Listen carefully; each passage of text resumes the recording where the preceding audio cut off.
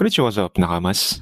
Welcome back sa aking One Piece Nihongo lesson, JLPT N5 series. Ang lesson natin ngayon ay Lesson 16, Now no or verb jisho form plus mai ni. Bago ang lahat, panoorin muna natin ang mga One Piece video clips na ito.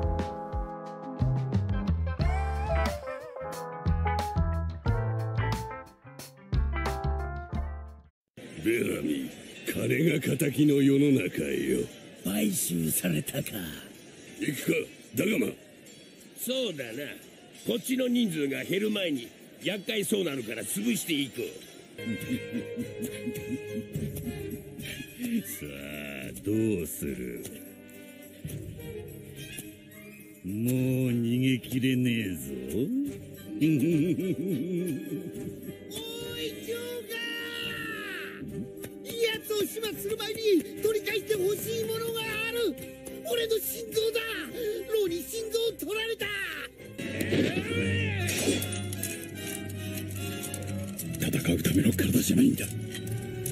お前は所詮子供が大人になる前に壊れてしまうものなのかもしれない。あれ、そこにいらっしゃいますよね、キャベンディッシュさん。どうしたんだい。僕は目の前にいるよ。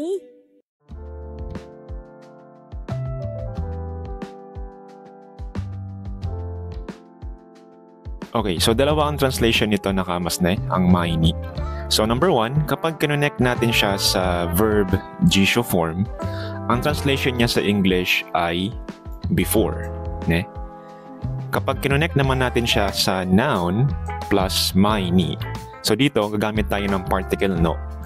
Ang ibig niyang sabihin ay in front of. So for example, so ito yung sinabi ni Dagama kanina sa first video clip. So sabi niya, kochi no ninzu ga heru mai ni yakai so nano kara tsubushite ikou.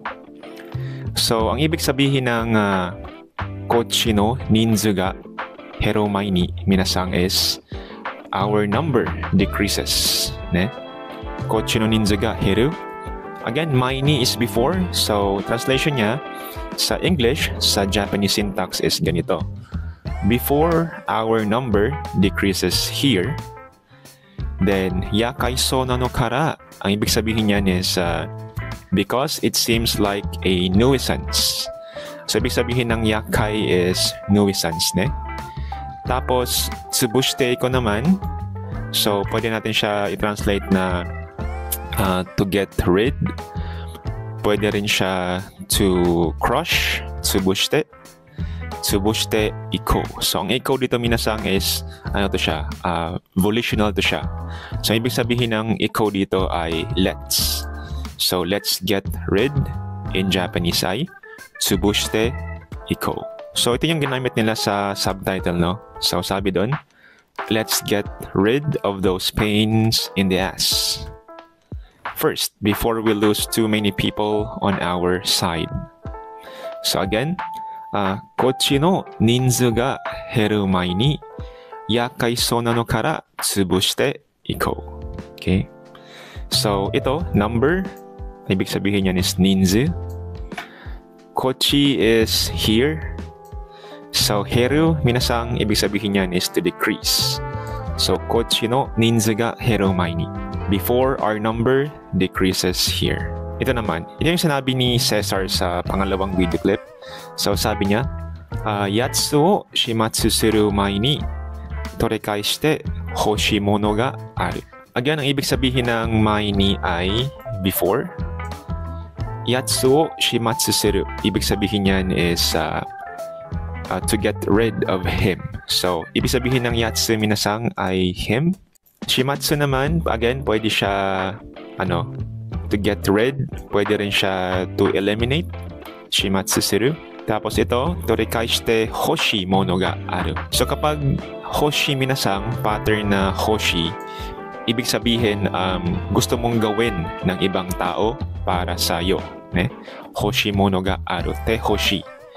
So torekai shite hoshi, ibig sabihin yan is I want you to to get back something for me. Torikaishite hoshi mono ga aru. So itong mono ga aru dito, para siyang there is something mono ga aru. So torikaishite hoshi mono ga aru. So ito na yung translation niya sa English, sa Japanese syntax. Before you get rid of him, there is something I want you to get back for me. Ito na yung ginamit nila sa sa subtitle. So sabi doon, before you kill him, I need you to take something back for me. Ne? So again, yatsu o shimatsu suru mai ni torikaishite hoshimono ga aru. Okay, ito naman yung sinabi ni Kairos sa pangatlong video clip. So sabi niya, omocha wa shousen, kodomo ga otona ni naru mai ni kawarete shimau mono no kamo shirenai. So ibig sabihin ng omocha minasang ay toys. Shousen naman, ang shousen we can translate it as ganito, after all. Then kodomo ga otona ni naru. So ibig sabihin niyan is ganito. The child becomes an adult. Tapos, connect natin siya sa pattern natin na mai ni. So, ganito na siya. Before the child becomes an adult, kodomo ga otona ni naru mai ni. So, otona ay adult. Kodomo ga otona ni naru mai ni. Before the child becomes an adult. Itong pula naman, so, kawarete shimau mono na no kamo shirenai. So, itong pattern na kamo shirenai, ibig sabihin niyan ay maybe or might. So, kawarete shimau naman, ibig sabihin baka masira, no? Could end up breaking. So, ganito na yung translation niya. It might be something that could end up breaking. Ito na yung translation niya sa English, sa Japanese syntax. Toys are after all.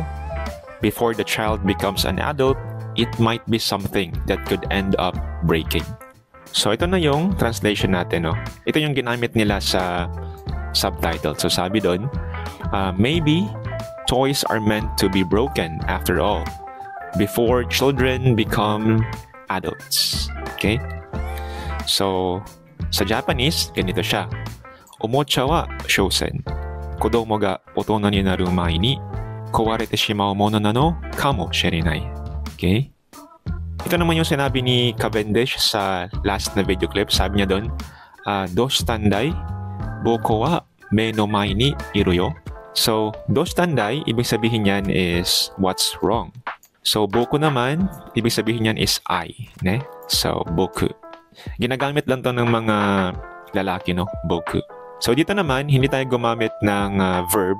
So, gawin tayo ng noun. Me. Ibig sabihin ng me, minasang is eyes, yan siya, ne? So, me no mai ni. So, literally, ang translation ng me no mai ni minasang, parang sa harap ng mata. Okay? In front of one's eyes. Ganun ang niya, ang literal niya na translation. So, doshitandai, what's wrong?